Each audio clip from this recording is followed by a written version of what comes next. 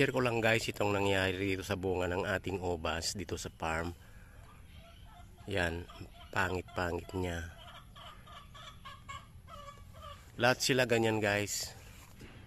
Hindi maganda yung resulta ng pagpo-pruning natin. Kasi nga ganyan ang nangyari sa bunga ng ating obas. May mga dark spots, tapos nagbibiak-biak na rin. Kagaya nito. Ayan, nagbibiak. Ayan, nagbibiak guys. Tapos maitim na siya yung iba. Tapos ito. Share ko lang itong experience natin dito na hindi maganda para kahit paano makatulong sa ibang mga kaubas natin na nagpapabunga ng ubas or nagpo-pruning.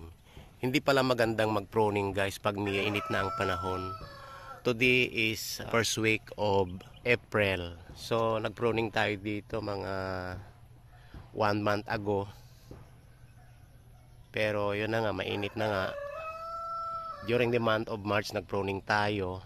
Ngayon, second week of April, ito na ang nangyari sa bunga ng ating ubas. Ayan. Talagang hindi maganda guys mag-pruning pag mainit ang panahon. Dapat magpo-pruning tayo during the month of January or February. Pero pag ganitong panahon, hindi na kaya. Kung pwede lang mag-pruning tayo as early as December, ganon. Kung yung geographical area natin ay maganda.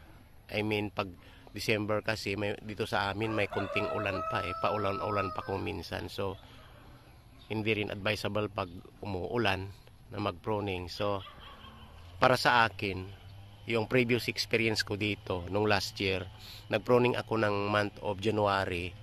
During the month of April, nagpipitas na ako.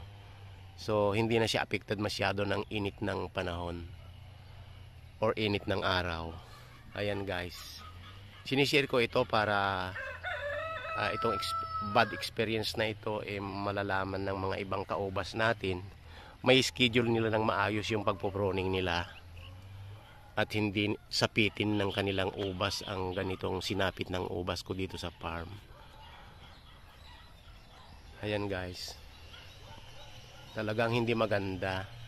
Mayroon nga akong mga pruning 3 weeks ago.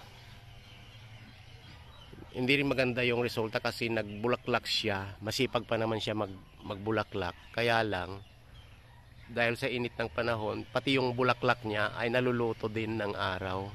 Nangingitim din guys. So hindi successful yung pagpo-pruning ko 3 weeks ago. Ang dami pa naman yung bulaklak na yon. Kasi yung Baikonur yun masipag magbunga ang Baikonur. Pero hindi maganda yung sinapit. So, ayun guys ang ating experience na sinishare ko sa lahat ng mag-uubas para sa ganon may schedule nila ang kanilang pagpo-pruning ng maayos.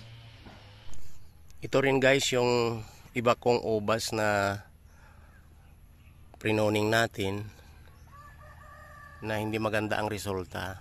Ayan. So ang kikita nyo guys, nangingitim na yung karamihan sa mga berries. So ang lesson learned dito ay huwag mag-pruning ng ubas pag mainit na ang panahon. Lalong-lalo na kung wala tayong canopy or wala tayong greenhouse sa ating mga farms, sa ating mga ubasan. Ayan guys.